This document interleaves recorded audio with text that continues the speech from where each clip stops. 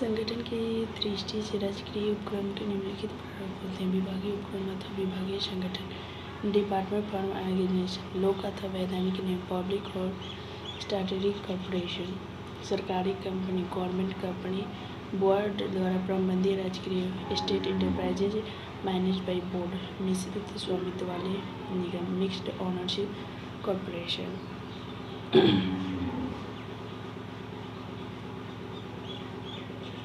हाय guys, हम अभी BST पढ़ रहे हैं, BST business study class 11th। I am commerce student. अभी हम पढ़ रहे हैं forms of organisation public sector enterprises and changing role of public sector. सार्वजनिक क्षेत्र के उपक्रम को संगठित करने के प्रारूप तथा सार्वजनिक क्षेत्र की बदलती हुई भूमिका। तो इस अध्याय में विशेष हम अपनी नोट्स को बना रहे हैं। तो अभी इसके लक्षण चैरिटिक्स को लिखेंगे। इसके फर्स्ट चैरिटिक्स ये है, इसके लिए धन की व्यवस्था सरकारी वार्षिक बजट द्वारा होती है। जो इसके लिए व्यवस्था की जाती है, सरकारी वार्षिक जो बचत होती है उसके द्वारा होती है। इन पर सरकार का पूर्ण नियंत्रण होता है।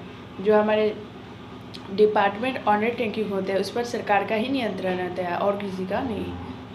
और नेक्स्ट है, ऐसे विभागीय स्वच्छ अधिकारी मंत्री मिनिस्टर होते हैं। अब जितने सारे डिपार्टमेंट होते हैं, जैसे एजुकेशन के एजुकेशन मिनिस्ट्री, हर डिपार्टमेंट के अलग अलग मिनिस्ट्री होते हैं। उपक्रम के अर्थ में प्रबंध के लिए समस्त धनराशि ट्रेजरी से प्राप्त होती है। अब जो उसके लिए धन की आवश्यकता है वो ट्रेजरी से प्राप्त होती है। इनकी जवाबदेही संसद के प्रति होता है, इनकी जवाबदेही संसद होते हैं। और विशेष स्वीकृति की प्रोवाइडलेस पोजीशन होती है, अर्थात इनके विरुद्ध कोई भी अभियोग तक नहीं चलाया जा सकता, तब इसके लिए सरकार की अनुमति ले ली जाती है। विभागीय संगठन के अंतर्गत संचालित उपक्रमों में स्थिति लेखे एवं आकांक्षक संभावित नियम अन्य सरकारी विभागों के समान लागू होते हैं। यह केंद्र या राज्य सरकार के किसी मंत्रालय से संबद्ध विभाग का एक मुख्य उप विभाग होता है, अतः यह विभागीय प्रधान के प्रत्यक्ष नियंत्रण में कार्य करता है। तो हम इसके मेन पॉइंट को लिखते हैं नेक्स्ट। सो वेट मी।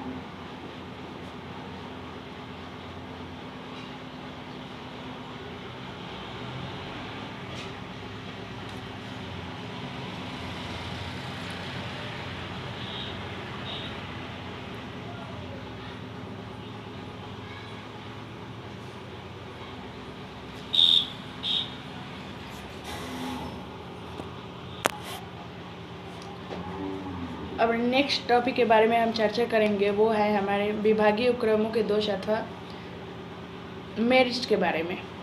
मेनली हम मेरिट्स के बारे में, मेरिट्स ऑफ डिपार्टमेंट अंडरटेकिंग, हमारे जो डिपार्टमेंट होते हैं उसके क्या क्या मेरिट्स हैं उसके बारे में हम डिस्कस करने वाले हैं। तो फर्स्ट मेरिट्स है पूर्ण सरकारी नियंत्रण रहने से गोपनीयता, ये सीक्रेट्स रहती है, जो भी इनके बीच में बात होती है ये सीक्रेट्स रहती है। 2 नंबर है जनता के धन के दुरुपयोग की आशंका नहीं रहती है। इसमें जनता को जो धन लगते हैं हमारे डिपार्टमेंट अंडरटेकिंग में उनकी दुरुपयोग नहीं होती है। और यह प्रारूप नेक्स्ट है प्रारंभिक अवस्था वाली उद्योगों के लिए सर्वश्रेष्ठ है। ये जो प्रारंभिक अवस्था होती है उनके लिए बहुत ही सर्वश्रेष्ठ है, बहुत ही यूजफुल है।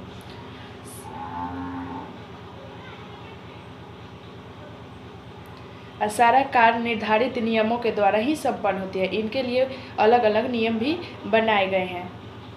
नेक्स्ट है कर्मचारी के साथ पक्षपात होने की भय नहीं होती। जो कर्मचारी उसमें डिपार्टमेंट में काम करते हैं उसमें झगड़ा वगैरह की कोई मतलब की बात ही नहीं होती। और नेक्स्ट है उन देशों के लिए विशेष रूप से उपयुक्त है जहाँ पर राजनीतिक स्थिरता विद्यमान रहती है। जहाँ पर राजनीतिक पॉलिटिकल रहती है वहाँ के लिए बहुत ही उपयोगी है, यूजफुल है। कार्यों में मित्रवता, मतलब कि एक दूसरे से लोग मिलजुल कर इसमें कार्य करते हैं डिपार्टमेंट अंडरटेकिंग में। ये राष्ट्र के लिए महत्व है, ये हमारे देश के लिए भी बहुत ही इम्पोर्टेंट रखती है। सो गाइज हमारा वीडियो यहीं तक समाप्त होता है बीएसटी का। नेक्स्ट वीडियो में हम इनके डिमेरिट्स और लिमिटेशन के बारे में चर्चा करेंगे। So thank you so much. Video को शेयर कीजिए, पसंद है तो वीडियो को लाइक और कमेंट जरूर कीजिएगा। Thank you so much.